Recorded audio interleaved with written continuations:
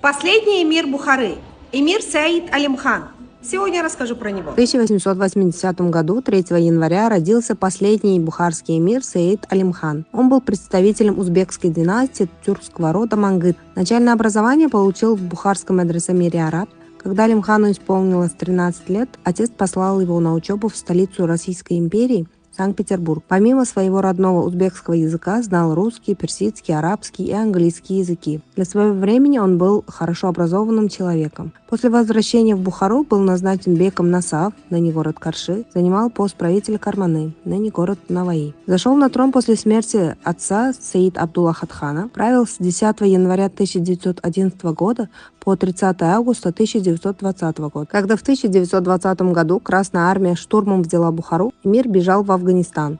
Афганский эмир Аманулла не хотел портить отношения ни с Советским Союзом, ни с Британией и не одобрял рвение Алимхана вернуть себе прежнюю власть. По сути, Алимхан находился под домашним арестом в Кабуле. Ну а так, до последних дней жизни он прожил в достатке и в роскоши. Рядом с ним находились жены, наложницы, многочисленные дети. Еще до смерти он попросил, чтобы на его надгробии были высечены следующие слова: «Эмир без родины жалок и ничтожен. Нищий, умерший на родине, воистину эмир». Эмир Бухарский Саид Алимхан умер 5 мая 1944 года, похоронен в Кабуле.